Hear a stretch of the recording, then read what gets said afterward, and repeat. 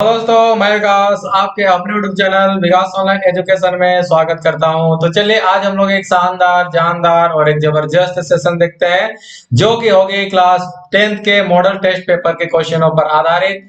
और आज का सेशन बहुत इंपॉर्टेंट होने वाला है क्योंकि आज का सेशन में हम लोग मॉडल टेस्ट पेपर को डिस्कशन करेंगे और उसके आंसर को भी डिस्कशन करेंगे। तो चलिए आज का सेशन को स्टार्ट करते हैं। देखिए हम लोग के सामने में आज का सेशन का यहाँ पे मॉडल टेस्ट पेपर का क्वेश्चन आ चुका है और देखते हैं कि मॉडल क्वेश्चन पेपर को कैसे सॉल्व किया जा सकता है और किस टाइप से यहाँ पे इसको हम लोग समझ सकते हैं। देखिए यहाँ पे बहुत ही आसान क्वेश्चन है यहाँ पे, ठीक है। तो चलिए डिस्कशन करते हैं। देखिए फर्स्ट नंबर में क्या क्वेश्चन बोल रहा है यहाँ पे कि देखिए फर्स्ट नंबर में क्वेश्चन ये है कि 120 का अभाज्य गुणनखंड का गुणनफल कौन होगा, ठीक है। तो 120 का हम लोग क्या यहाँ पे अभाज्य गुणनखंड को निकालने के दिखाना है, ठीक है। तो ए बी सी डी यहाँ पे 4 ऑप्शन दिया हुआ है, तो कैसे इसको हम लोग निकालेंगे उसको हम लोग देखते हैं। देखिए यहाँ पे कुछ भी करना नहीं है, 120 का यहाँ पे 120 को हम लोग तोड़ देते हैं, ठीक है। देखिए 2 से तोड़ेंगे तो यहाँ पे कितना होगा 60 हो जाएगा, फिर 2 से हो जाएगा तो कितना हो जाएगा ये 30 हो जाएगा, ठीक है। 2 से करेंगे तो 2 1 2 2 5 10, ठीक है। और यहाँ से 3 5 जा 15 हो जाएगा।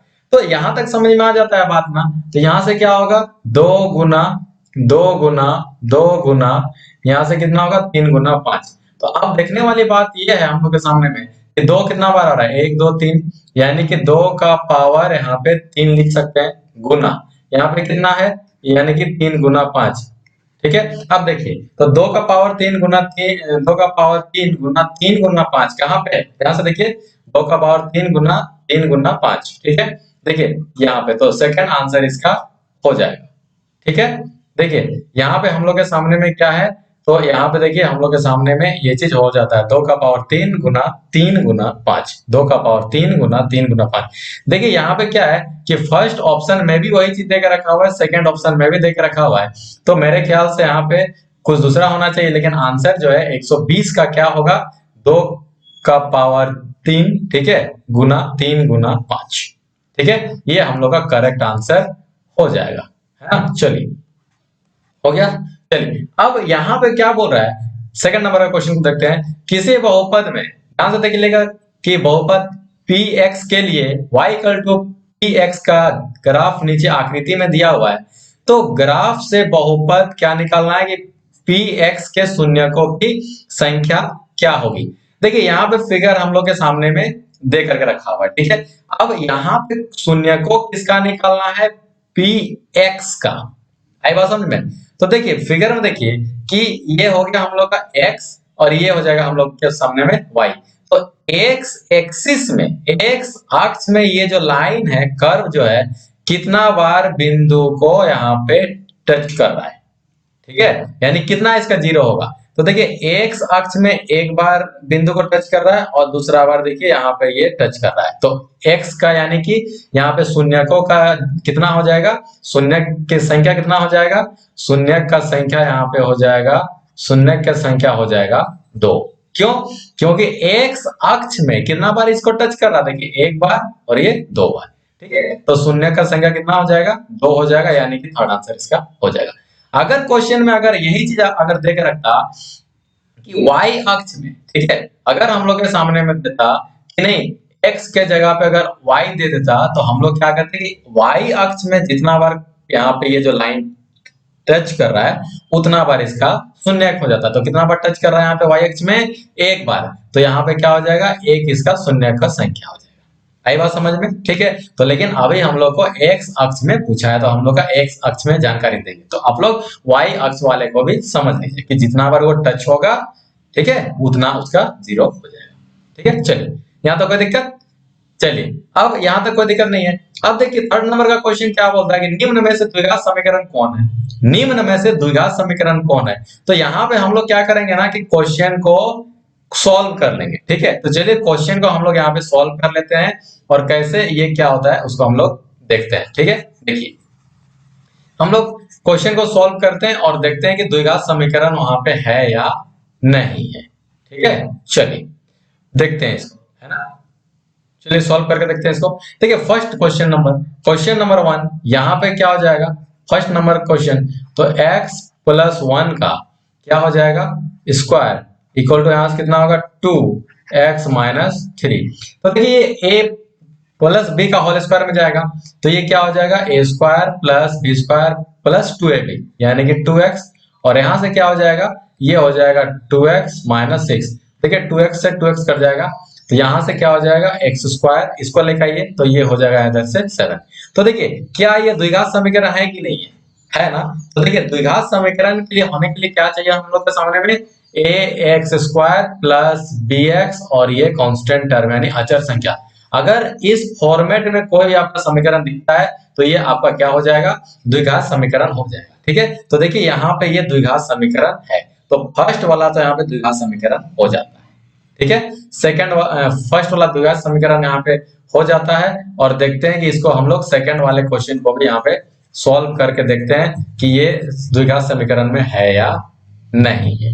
ठीक है, चलिए सेकंड क्वेश्चन को भी हम लोग यहाँ पे देख लेते हैं। क्वेश्चन क्या है भाई, सेकंड नंबर का क्वेश्चन इसका, तो ये x प्लस 2, ठीक है, का होल क्यूब इक्वल टू कितना हो जाएगा, ये होगा 2x और यहां से हो जाएगा x स्क्वायर माइनस 1। देखिए a प्लस b का होल क्यूब है ना, तो क्या होता है a cube plus b cube, ठीक है, प्लस 3ab यानी कि कितना होगा 3a इंटू बी, और इधर से होगा a प्लस b। ठीक है, और यहां से कितना हो जाएगा, यहां से हो जाएगा 2x क्यूब माइनस यहाँ पे होगा 2x। ठीक है, चलिए तो यहां से हम लोग का कितना हो जाता है x क्यूब प्लस 8 हो जाएगा। देखिए 3 दूना 6 और इधर से कितना होगा 6x स्क्वायर यानी कि 6x स्क्वायर, और ये कितना होगा 3 दूना 6x और ये 2 कितना हो जाएगा 6 दूना 12 यानी कि 12x। ठीक है, और ये हो जाएगा हम लोग का 2x क्यूब माइनस 2x। देखिए इसको अंदर में लेके आइए इधर, ठीक है, हम सॉल्व करके सबको सॉल्व करके दिखा रहे हैं। तो देखिए यहाँ पे क्या हो रहा है ना, x क्यूब आ गया, यहाँ पे क्या हो गया, ये x क्यूब आ गया, ये क्या हो गया x क्यूब आ गया। तो ये द्विघात समीकरण हम लोग के सामने में सेकंड वाला नहीं है। आई बात समझे, द्विघात समीकरण होने के लिए पावर में 2 होना चाहिए, लेकिन यहाँ पे घात में कितना हो रहा है, ये हो रहा है 3 हो रहा है, इसलिए हम लोग के सामने में ये क्या होगा, ये द्विघात समीकरण नहीं होगा। ठीक है, अब चलिए अब हम लोग क्या करते हैं कि थर्ड नंबर वाले क्वेश्चन को भी हम लोग करके देखते हैं कि ये द्विघात समीकरण है या नहीं होगा। ठीक है, और अगर आप लोग छोड़ना चाहते हैं तो फिर भी छोड़ सकते हैं, क्यों, उसका हम कारण बता रहे हैं। देखिए फर्स्ट तो हो गया द्विघात समीकरण, सेकंड नहीं होगा। अगर यहाँ पे सी नंबर बोल रहा है इनमें से सभी, क्या इनमें से सभी द्विघात समीकरण होगा, तो ये वाला तो होगा ही नहीं होगा। ठीक है, तो हम लोग का थर्ड नंबर वाला भी द्विघात समीकरण यहां से नहीं होगा। तो कौन होगा फर्स्ट नंबर, थर्ड का फर्स्ट नंबर यहाँ पे द्विघात समीकरण होगा। चलिए ठीक है, अब हम लोग क्या करते हैं थर्ड नंबर का क्वेश्चन में यहाँ पे हम लोग आ जाते हैं। ठीक है, फोर्थ नंबर का देखिए क्वेश्चन क्या बोल रहा है, साइन 18 डिग्री बट्टा कोस 72 डिग्री का मान निकाल के दिखाइए। ठीक है, अगर आप लोग मेरा ट्रिग्नोमेट्री वाला सेशन नहीं देखे हैं तो जा करके देख लीजिए, क्योंकि ये सब क्वेश्चन हम लोग वहां पे बहुत ही अच्छे ढंग से समझ चुके हैं। ठीक है, 4 नंबर का क्वेश्चन देखिए, यहाँ पे क्या हो जाएगा साइन 18 डिग्री, ठीक है, बट्टा यहाँ पे cos 72 डिग्री हो जाएगा। ठीक है, तो साइन 18 डिग्री, ठीक है, या तो साइन 18 डिग्री को चेंज कर दीजिए cos में, ठीक है, या तो cos 72 डिग्री को यहाँ पे साइन में चेंज कर दीजिए, तो कोई दिक्कत वाली बात नहीं है। यहाँ पे ये क्या हो जाएगा, हम लोग क्या साइन 18 डिग्री को इसको ऐसे लिख सकते हैं, साइन 90 डिग्री माइनस 72 डिग्री। ठीक है, 90 में 72 को माइनस करेंगे तब ना 18 डिग्री आएगा, आई बात समझ में, और डिवाइड बाय में क्या हो जाएगा, यहां से होगा cos 72 डिग्री। अभी देखिए sine 90 minus theta, sine 90 minus theta क्या होता है, cos थीटा होता है कि नहीं होता है, cos थीटा होता है ना, तो cos 72 बट्टा cos 72 डिग्री, तो cos 72 कट के कितना आ जाएगा 1। तो देखिए 1 यहाँ पे कहाँ पे है, ठीक है, तो यहाँ पे कहाँ पे हम लोग के सामने में 1, तो यहाँ पे देखिएगा 1 यहाँ पे कहीं भी ऑप्शन में नहीं है, 2 0 2 3। तो एक काम करते हैं, चलिए हम लोग इसको जो है 1 बना लेते हैं। ठीक है, ये हम लोग का 1 इसको बना लेते हैं, तो फर्स्ट इसका आंसर हो जाएगा। आएगा समझ में। चलिए नंबर फिफ्थ में आइए, तो नंबर फिफ्थ में इसको हम लोग कैसे करेंगे, ध्यान से देखिएगा, इसको करते हैं हम लोग इरेज। ठीक है, देखिए नंबर फिफ्थ कैसे करेंगे, इस चीज को हम लोग को यहाँ पे देखते हैं। ठीक है ना, चलिए स्पेस हो गया हम लोग के सामने में, अब इसको हम लोग यहाँ पे क्वेश्चन को सॉल्व कर लेते हैं, है ना। चलिए क्वेश्चन नंबर 20, समांतर श्रेणी कितना है। यहाँ पे हम लोग के सामने में 3 है, ठीक है, 1 है, उसके बाद -1 हो जाएगा, ये -3 हो जाएगा। के लिए सारो अंतर इनमें से कौन है। देखिए सारो अंतर कौन होगा, ये होगा पहला पद, यानी कि फर्स्ट वन को हम लोग बोलते हैं A1, दूसरा को बोलते हैं A2, यानी कि पहला पद दूसरा पद, ठीक है। तो दूसरा पद में अगर सारो अंतर हम लोग को निकालना है तो सारो अंतर इक्वल टू क्या होता है, कॉमन डिफरेंस इक्वल टू दूसरा पद माइनस पहला पद, A2 माइनस A1, यानी कि 1 माइनस कितना हो जाएगा 3, तो कितना हो जाएगा इसका -2, ठीक है। अगर मान लीजिए यहां से सेटिस्फाई आपको नहीं हो पाता है तो क्या कीजिएगा, देखिए अगला वाले से निकालिए, 1 2 3 4 यहां से निकाल लीजिए, ठीक है। ये फोर्थ टर्म A4 और ये कितना हो जाएगा A3, तो सारो अंतर बराबर कितना होता है, अगला टर्म माइनस पिछला टर्म, तो यहां से कितना हो जाएगा A4 माइनस A3, ठीक है। तो A4 कितना हो जाता है -3 माइनस थर्ड टर्म कितना हो जाएगा -1, तो देखिए यहां से कितना हो जाता है -3 प्लस 1, कितना आएगा -2 आ गया ना। तो क्या सारो अंतर कितना हो गया -2, इसका सारो अंतर हो जाता है। यहाँ तक कोई दिक्कत है यहाँ तक नहीं ना। आर त्रिज्या वाले सर्कल का परिमाप ज्ञात कीजिए।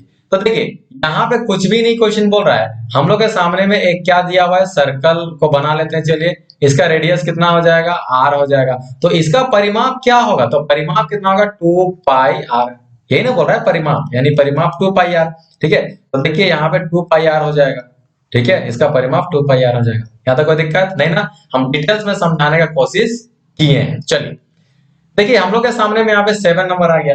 देखिए यहाँ पे एक बात है, 7 नंबर के क्वेश्चन में सभी सर्कल क्या होते हैं। देखिए एक बात हम सर्कल में भी समझाए हैं, ठीक है, 6 चैप्टर में भी हम समझाए हैं, ठीक है।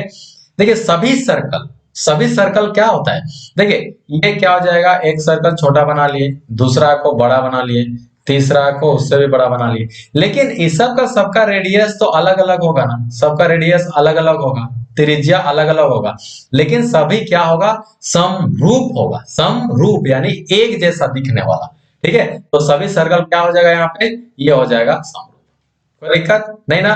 12 15 और 21 का, ठीक है, 12 15 और 21 का लॉसो क्या होगा, देखिए ध्यान से देखिएगा, यहाँ पे 12 15 और ये 21 का लॉसो ले लीजिए, तो 3 होगा, 3 चौके 12, 3 पचे 15, 3 सते 21, क्या अब जाएगा ये, अब नहीं ना जाएगा, तो सबको गुना कर लीजिए, तो 3 गुना 4 गुना 5 गुना कितना हो जाएगा 7, तो 5 चौके 20, ठीक है, यहां से निकल गया 20 और 3 सत्ते 21, ठीक है, 20 गुना 21 कितना होता है, 21 गुना कितना होता है 42, यानी कि 420, तो हम लोग के सामने में कितना हो जाएगा 420, 420 कहाँ है, यहाँ पे है, ठीक है।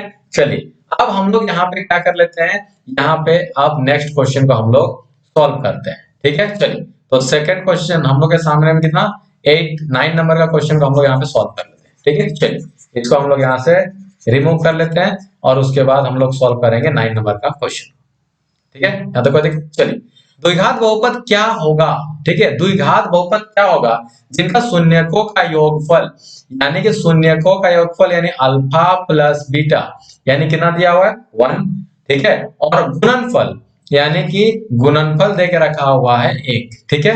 यहाँ तक कोई दिक्कत नहीं ना। चलिए हम एक अब क्या बोल रहा है कि द्विघात बहुपद क्या होगा जिनके शून्यकों का योग दिया हुआ है 1 और गुणनफल भी दिया है 1, ठीक है। तो हम आप लोगों को एक सिंपल सा एक फॉर्मूला को बताते हैं, ठीक है ना। चलिए क्या होता है, द्विघात बहुपद बराबर हो जाएगा हमें, ठीक है, द्विघात बहुपद, द्विघात बहुपद निकालने का हम फॉर्मूला बताते हैं, एक्स स्क्वायर माइनस शून्यकों का योगफल, ठीक है, प्लस शून्यकों का गुणनफल। तो यहाँ पे हम लोग के सामने में एक्स स्क्वायर रहेगा, एक्स स्क्वायर ये फॉर्मेट है, ठीक है, और ये शून्यकों का योगफल और ये क्या रहेगा शून्यकों का गुणनफल। तो शून्यकों का योगफल हम लोग के सामने में कितना है 1 बोला है ना, तो 1 हो जाएगा, और ये शून्यकों का गुणनफल कितना बोला है 1 बोला है ना, और यहाँ पे कितना हो जाएगा ये x हो जाएगा, तो 1 इंटू एक्स, और ये हो जाएगा हम लोग के सामने में 1, ठीक है। तो चलिए तो हम लोग के सामने में कितना हो जाएगा x square minus x plus 1, देखिए ये हम लोग के सामने में क्या हो जाएगा शून्यकों का सॉरी ये क्या होगा बहुपद हो जाएगा, ठीक है। चलिए तो कहाँ पे x square minus x plus 1, देखिए फर्स्ट नंबर ही हम लोग का आंसर यहाँ पे आ जाता है, ठीक है, यहाँ तक कोई दिक्कत नहीं ना। द्विघात बहुपद निकालने का फॉर्मूला ये है, जब कभी भी शून्यकों का योगफल और शून्यकों का गुणनफल दिया रहेगा तो एक्स स्क्वायर माइनस शून्यकों का योगफल इंटू एक्स, ठीक है, प्लस शून्यकों का गुणनफल इक्वल टू 0।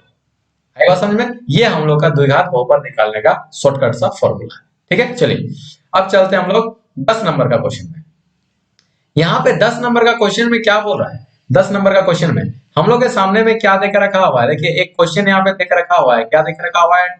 टी का स्क्वायर माइनस 15, ठीक है, का निम्न में से शून्य क्या होगा? शून्य क्या होगा? शून्य क्या होगा?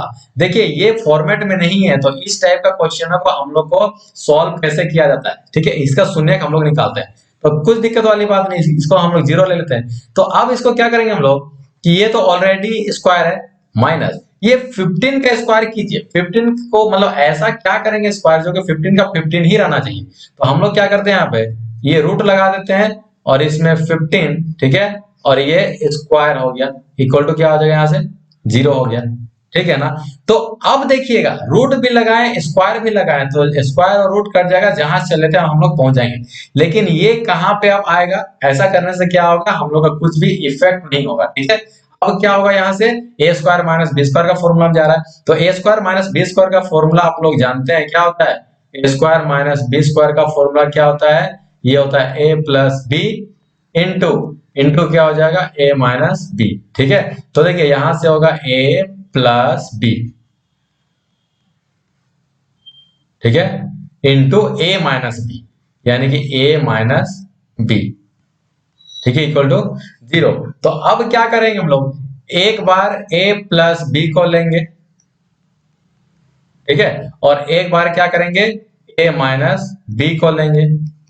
देखिए तो यहां से शून्यकों का ये कितना हो जाएगा, माइनस रूट अंडर 15, यानी अल्फा बराबर कितना हो जाएगा, माइनस रूट 15 निकल जाएगा, और ये यहां से कितना हो जाएगा, रूट अंडर 15, यानी कि यहां से होगा बीटा बराबर रूट अंडर 15, ठीक है। तो शून्य कितना कितना निकला, माइनस रूट अंडर 15 और ये रूट 15 कहां पे है, ध्यान दीजिएगा, यहां पर सेकंड नंबर इसका आंसर हो जाएगा। यहां तो कोई दिक्कत, किसी भी तरीके से कोई दिक्कत नहीं ना। निम्न में से द्विघाती सूत्र क्या होगा? द्विघाती सूत्र तो आप लोग जानते हैं, minus B plus minus B square minus 4ac, ये आपका आंसर हो जाएगा, ठीक है। और ये सब क्वेश्चन बहुत ही इंपॉर्टेंट है, मॉडल टेस्ट पेपर को जानना, ठीक है, और इसी बेसिस पे आप लोग का क्या होगा, यहाँ पे एग्जाम में भी आंसर आएगा, ठीक है, क्वेश्चन आएगा, ठीक है। देखिए है ना, तो इस तरीके से हम लोग क्या कर लेते हैं, इसको बना लेते हैं, ठीक है ना। तो minus B plus minus B square minus 4ac by क्या होगा, ये 2a, ये हम लोग का आंसर हो जाएगा, ठीक। यहां तो कोई दिक्कत नहीं ना। चलिए नेक्स्ट क्वेश्चन की ओर चलते हैं हम लोग। तो नेक्स्ट क्वेश्चन हम लोग के सामने आ चुका है, यहाँ पे देखिए 12 नंबर का क्वेश्चन बोल रहा है, यदि d बराबर 0 अर्थात विविक्तर शून्य को, तो इनमें से मूल क्या होगा? मूल क्या होगा? ये बराबर और वास्तविक होगा, ठीक है। एक बात को हम बताते हैं, ठीक है, यहाँ पे 3 चीज हम क्राइटेरिया रखते हैं, 3 क्राइटेरिया रखते हैं, 1, ठीक है, 2 और ये 3। अगर d बराबर, ठीक है, d बराबर अगर 0 होगा, d बराबर अगर 0 होगा तो ये समान मूल होता है, समान, समान और वास्तविक, ठीक है, समान होगा और वास्तविक, ये शून्य निकलेगा। अगर d जो है 0 से बड़ा होगा, ठीक है, तो ये असमान हो जाएगा, असमान और वास्तविक, ठीक है। अगर d जो है वो 0 से छोटा हो गया तो ये हो जाएगा काल्पनिक,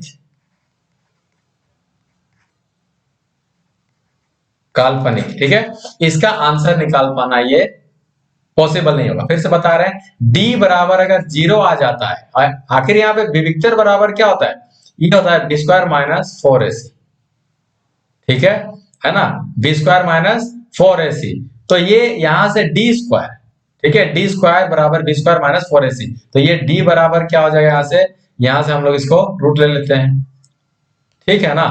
तो वही चीज हम लोग के सामने में बी स्क्वायर माइनस 4ac क्या हो जाता है, अगर यहां से हम लोग के सामने में d बराबर 0 आता है, ठीक है, तो क्या होगा, हम लोग का मूल समान और वास्तविक, क्योंकि इक्वल हो गया यहाँ पे। और d अगर 0 से बड़ा है तो असमान और वास्तविक, और अगर d बराबर 0 से छोटा यानी कि माइनस में आ जाता है तो वो क्या होगा, काल्पनिक होगा, और इसका आंसर हम लोग निकाल पाना मुश्किल हो जाता है। ठीक है, ये आंसर इसका नहीं निकल पाता है। ये बात समझ में? यहाँ तक कोई दिक्कत? यहाँ तक कोई दिक्कत है नहीं ना? चलिए, हो गया हम लोग का यहाँ तक, है ना?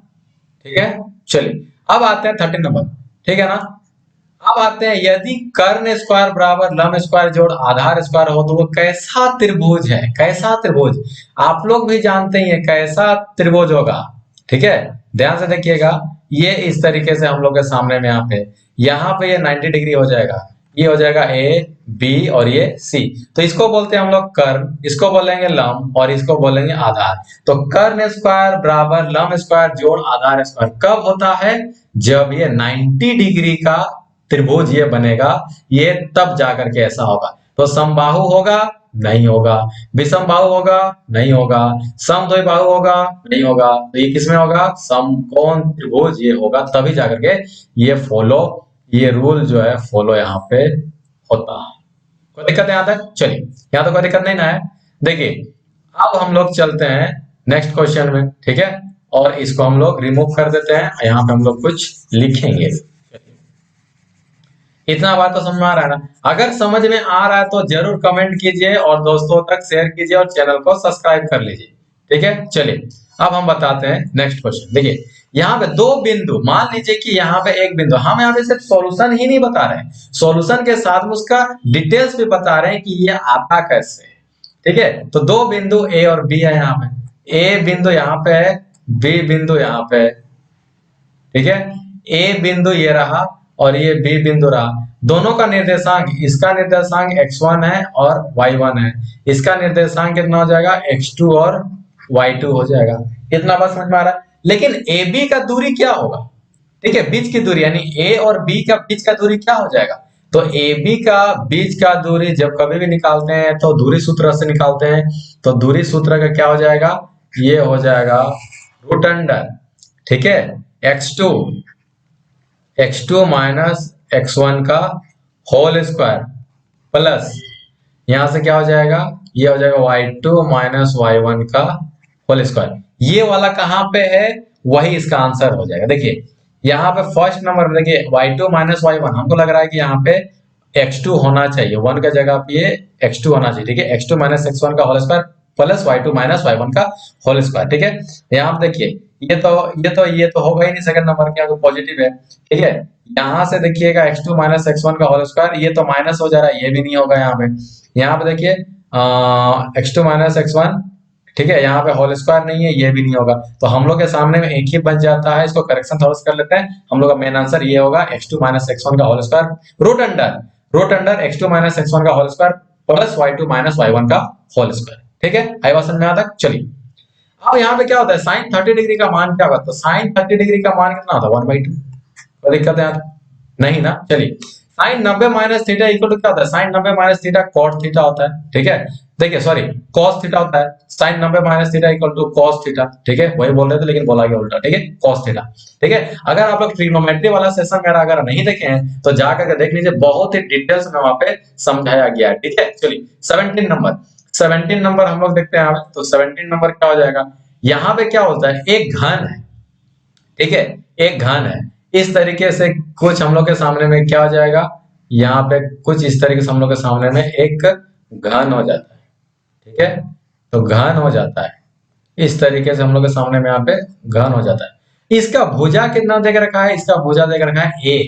तो घन का आयतन क्या होता है? घन का आयतन हो जाएगा भुजा का क्यूब, है ना? तो यहाँ पे भुजा कितना देख रखा हुआ है? ए दे के रखा हुआ है, तो ए का क्यूब। तो ए का क्यूब यहाँ पे खोजिए, हम लोग के सामने में है ए का क्यूब। ठीक, कोई दिक्कत नहीं ना? चलिए, नेक्स्ट क्वेश्चन हम लोग जाते हैं। हम लोग, इनमें से शंकु का आयतन क्या होगा? है ना, शंकु का आयतन क्या होगा? देखिए, ये हम लोग के सामने में क्या हो जाता है? शंकु हो जाता है। ठीक है, ये शंकु हो जाता है ना? तो शंकु हो जाता है, ये हो जाता है हम लोग का L, ये हो जाएगा H और ये हो जाएगा R। ठीक है, तो इसका आयतन क्या होगा 1/3 पाई R स्क्वायर H। ठीक है, 1/3 पाई R स्क्वायर H। ठीक है, ये शंकु का क्या हो जाता है कर्व सर्विस एरिया। ठीक है, ये क्या हो जाएगा, ये तो होगा ही नहीं, ये भी नहीं होगा, तो हम लोग के सामने 1/3 पाई R स्क्वायर H। ठीक है, चलिए वर्ग अंतराल, वर्ग अंतराल 10 से लेकर 25 का वर्ग चिन्ह क्या निकालना पड़ेगा। ठीक है, तो वर्ग चिन्ह, ठीक है ना, वर्ग चिन्ह निकालने के लिए क्या करना पड़ता है, दोनों को जोड़िए। ठीक है, दोनों को जोड़िए और 2 से भाग दे दीजिए। ठीक है, तो कितना हो जाएगा 25 10 कितना होता है 35/2, यानी कि 17 दूना 34, यानी कि 17.5। ठीक है, ये होगा 17.5। ठीक है, निम्नलिखित में से कौन सी संख्या की गणना प्रायिकता नहीं हो सकती, प्रायिकता नहीं हो सकती। एक बात हम समझाना चाहेंगे आप लोगों को, मान लीजिए कि अगर कोई जैसे कि मान लीजिए आज मेहमान आने वाले हैं। ठीक है, मेहमान आने वाले हैं, अगर बोलेंगे चलिए हम बारिश आने वाला है, अगर आज बारिश आने वाला है, ठीक है, तो अगर हम बोलेंगे कि भाई आज बारिश आने वाला है, तो बोलेगा नहीं, हाँ 50% चांस है कि आज बारिश आ सकता है। ठीक है, 50% चांस है कि यहाँ पे बारिश आ सकता है। तो यहाँ पे एक बात को क्लियर करने वाली बात यह है कि जब कभी भी हम लोग प्रायिकता निकालेंगे, ठीक है, तो वो आप लोग का 1 से ज्यादा कभी भी नहीं होगा। 1 से ज्यादा कभी भी नहीं होगा, तो 1 से ज्यादा कभी भी नहीं होगा। ठीक है, तो देखिए इसको इसको डिवाइड कीजिएगा तो 3 6 18, यानी 3 से 18 यानी कि 0.66 होगा। ठीक है, और ये 15% है और ये 0.7 है, तो यहाँ पे हम लोग 1 से ज्यादा कभी भी नहीं होगा। ठीक है, 1 से ज्यादा कभी भी नहीं होगा। क्या 100% से ज्यादा आप किसी भी चीज को निकाल सकते हैं क्या? ठीक है, अगर मान लीजिए बोलेगा नहीं आपका कितनों भी पढ़ने में तेज तर्रार है, क्या 100% नंबर से ज्यादा ला सकते हैं क्या? नहीं जा, कभी नहीं ना। उसी तरीके से पॉसिबिलिटी भी 1 से ज्यादा कभी भी नहीं होगा, यानी 100% से ज्यादा कभी भी नहीं होगा, यानी कि 1 से ज्यादा कभी भी नहीं होगा। तो क्वेश्चन क्या बोल रहा है कि नहीं हो सकती, तो नहीं हो सकती तो 1.5, ये नहीं हो सकती, तो हम लोग का आंसर यही होगा। ठीक है, हाँ तो कोई दिक्कत। एक प्राकृतिक संख्या का अभाज्य गुणनखंड उनके गुणनखंडों के क्रम को छोड़ते हुए अद्वितीय होता है। ठीक है, चलिए √2 क्या है, अपरिमेय संख्या है, तो हम लोग के सामने में अपरिमेय संख्या यहां से निकल के आ जाएगा। ठीक है, चलिए 23 नंबर का क्वेश्चन, तो 23 नंबर का क्वेश्चन को हम लोग यहाँ पे तीन चीज हम लोग यहाँ पे समझेंगे। 23 नंबर का क्वेश्चन से तीन चीज समझेंगे। ठीक है, देखिए हम समझाते भी जा रहे हैं हम लोग को। ठीक है, क्वेश्चन तो यहाँ पे एक है, लेकिन क्वेश्चन के माध्यम से हम बहुत सारा चीज बताते जा रहे हैं। अगर वीडियो अच्छा लग रहा होगा तो सेशन को शेयर कर दीजिएगा। ठीक है, और दोस्तों तक ज्यादा से ज्यादा इसको शेयर कर दीजिए और चैनल को सब्सक्राइब कर लीजिए। चलिए यहाँ पे तीन चीज, जब a1/a2 is not equal to b1/b2 हो तो इसमें क्या होगा, ये होगा अद्वितीय। ये क्या हो जाएगा हम लोग के सामने में, अद्वितीय। ठीक है, अद्वितीय। ठीक है, और यहां पे क्या होगा √2 एक अपरिमेय संख्या, अपरिमेय। अब देखिए अद्वितीय का मतलब क्या हो जाता है, देखिए हम तीन कंडीशन यहाँ पे बताते हैं, फिर से तीन कंडीशन पे बात करेंगे हम लोग। ठीक है, हम लोग बहुत ज्यादा तीन कंडीशन पे बात करते हैं। ठीक है, देखिए यहां पे हो जाता है a1/a2 is not equal to b1/b2। यहां पे ले लेते हैं a1/a2 equal to b1/b2 equal to c1/c2। अगर यहां पे ले लेते हैं a1/a2 equal to b1/b2 is not equal to c1/c2। देखिए तीन कंडीशन बताते हैं। a1/a2 equal not equal to b1/b2, मतलब इसका सिर्फ एक हल होगा, अद्वितीय। इसका क्या होगा, एक हल होगा, अद्वितीय। अद्वितीय यानी कि कितना हल होगा, इसका आंसर कितना निकलेगा, इसका एक आंसर निकलेगा, सिर्फ एक आंसर। इसको बोलते हैं समांतर। ठीक है, इसको क्या बोलेंगे हम लोग, इसको बोलेंगे हम लोग समांतर, यानी कि a1/a2 बराबर b1/b2 बराबर c1/c2। अगर ऐसा हो जाता है तो इसका अनेक हल होता है, अनेक हल, ठीक है। यानी अनेक हल, यानी कि एक से ज्यादा आंसर इसका निकल सकता है, ठीक है। अब आते हैं इसकी, ठीक है। इसको देखिए, a1/a2 equal to b1/b2 equal to c1/c2। इससे पहले हम समांतर बोले थे, ठीक है। तो समांतर गलती है, वो समपाती होगा इसका, ठीक है। समपाती, समपाती, ठीक है, उसको करेक्शन कर लीजिएगा, समपाती होगा, ठीक है। इसका अनेक हल निकलेगा। और a1/a2 equal to b1/b2 is not equal to c1/c2, तो इसका क्या होगा, इसका हो जाएगा समांतर, यानी कोई हल नहीं, कोई हल नहीं, ठीक है। अब बोलेंगे सर ये सब आप क्या कर रहे हैं, कुछ समझ में नहीं आ रहा, a1/a2 इक्वल टू b1/b2, ये सब कुछ समझ में नहीं आ रहा है सर। तो चलिए हम एक आप लोग के सामने में एक क्वेश्चन को लिख के दिखाते हैं, ठीक है। यानी कि यहां से 2x प्लस 7x प्लस 10, ठीक है। और एक यहाँ पे लिख के दिखाते हैं, मान लीजिए x प्लस 7x प्लस 20, ये लिख के दिखाते हैं। तो यहां से आप लोग a1 b1 और c1 और a2 b2 c2, ठीक है, ऐसे निकाल सकते हैं ना। तो a1 बराबर 2, a2 बराबर 1, ठीक है, b1 बराबर यहाँ से कितना हो जाएगा, ये हो जाएगा 7, और b2 बराबर 7।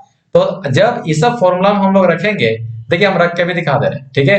a1 बराबर 2, a2 बराबर 1, बराबर यहां से कितना हो जाएगा, यहां से हम लोग के सामने में क्या हो जाएगा, 7, ठीक है। b1 बराबर कितना हो जाएगा 7, और b2 बराबर कितना हो जाएगा 7, तो दोनों कट जाएगा। तो देखिए 2/1 बराबर 1/1, क्या दोनों बराबर हो रहा है ना, नहीं हो रहा है ना। इसका मतलब इसका आंसर सिर्फ x का वैल्यू सिर्फ एक निकलेगा। अगर सेकंड कंडीशन जाएगा तो इसका अनेक आंसर निकलेगा, और थर्ड कंडीशन जाएगा तो इसका कोई आंसर नहीं निकलेगा। आपको समझ में आ रहा है ना बात, ठीक है। चलिए अब यहाँ पे क्या हो जाएगा, 24 नंबर का क्वेश्चन, ax²। देखिए इससे पहले हम जो है ना, इससे पहले ये क्वेश्चन को हम लोग यहाँ पे जिक्र कर चुके हैं, ठीक है। चलिए फिर से एक बार हम लोग इसको जिक्र करते हैं, है ना। इसको हम लोग यहाँ पे मिटा देते हैं, ठीक है। इसको हम यहाँ पे क्या करते हैं, इरेज कर देते हैं। यहाँ पे कोई दिक्कत नहीं ना, यहाँ तक कोई दिक्कत नहीं है ना। चलिए तो हम लोग अब क्या करेंगे कि ये हम लोग के सामने में क्वेश्चन है। क्वेश्चन क्या है भाई, ax² प्लस, ठीक है, bx प्लस c बराबर 0, ठीक है। हो तो विविक्तर क्या होगा भाई, विविक्तर d बराबर क्या होता है, b² माइनस 4ac। इससे पहले भी डिस्कशन कर चुके हैं ना। तो b² माइनस 4ac कहाँ पे, तो ये होगा विविक्तर इसका, ये होगा b² माइनस 4ac, यानी first answer, correct. ax² plus bx plus, यहाँ क्या है, अचर सब, यानी कि ax² plus bx plus c। इससे पहले भी बताया था ना, ये किसका फॉर्मेट है, किसका संरचना है, किसका आकृति है, क्या है ये द्विघात समीकरण है ना। तो द्विघात समीकरण या द्विघात बहुपद है ये, ठीक है। द्विघात बहुपद, द्विघात, है ना। ये क्या हो जाएगा हम लोग के सामने, द्विघात समीकरण, ठीक है। द्विघात बहुपद नहीं, द्विघात क्या होगा, ये समीकरण हो जाएगा, ठीक है। क्या हो जाएगा, ये द्विघात समीकरण।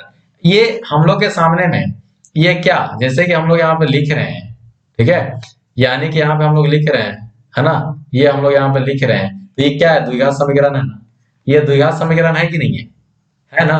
तो ये हम लोग के सामने में द्विघात समीकरण है, तो ये भी हम लोग के सामने में क्या हो जाएगा, ये द्विघात समीकरण होगा। कोई दिक्कत है यहाँ तक, नहीं ना। चलिए तो हम लोग का ये द्विघात समीकरण, ठीक है। यहाँ पे हम लोग क्या लिख देंगे, द्विघात समीकरण, कोई दिक्कत। b² minus 4ac equal to 0, ये क्या है, बराबर है ना। तभी तीन कंडीशन समझाए थे ना, तो बराबर है तो वास्तविक होगा, ठीक है। काल्पनिक कब होता है, ये हो जाएगा b² माइनस 4ac, ये अगर 0 से छोटा हो जाए, 0 से छोटा हो जाए यानी कि माइनस में आ जाए, ठीक है, तब जाकर के ये काल्पनिक होता है, ठीक है। चलिए किसी संख्या की ऐसी सूची जिसमें प्रत्येक पद का सार व अंतर समान है, सार व अंतर समान है तो क्या बोलेंगे, इसको बोलेंगे समांतर श्रेणी, ठीक है। एक लेते हैं हम लोग यहाँ पे, एक एग्जाम्पल ले लेते हैं, ठीक है। चलिए हम एग्जाम्पल देने में बहुत एक्सपर्ट हैं, ठीक है। चलिए हम लोग यहाँ पे एग्जाम्पल पे बात करते हैं, ठीक है। एग्जाम्पल पे हम लोग यहाँ पे बात करेंगे, ठीक है। चलिए मान लीजिए कि यहाँ पे 5, 10, 15, 20, ठीक है, 25। तो पहला और दूसरा के बीच में कितना का अंतर? 5। दूसरा और तीसरा के बीच में कितना अंतर? 5। तीसरा और चौथा के बीच में कितना अंतर? 5। तो यही हो जाता है सार्वंतर, इसी को बोलेंगे कॉमन डिफरेंस, यानी सार्वंतर बराबर कितना हो जाएगा? 5 हो जाएगा। तो जब कभी सार्वंतर बराबर है तो इसको क्या बोलते हैं? समांतर श्रेणी। कोई दिक्कत नहीं ना? चलिए, तो देखिए आज का सेशन को हम लोग यहीं तक रखते हैं, ठीक है। ऐसा बात नहीं है कि मॉडल टेस्ट पेपर में सिर्फ 27 क्वेश्चन को ही करेंगे हम लोग। 49 क्वेश्चन टोटल है, कितना? 49 क्वेश्चन, 49 क्वेश्चन है। हम लोग सेकंड पार्ट में उसको भी लेकर के आएंगे।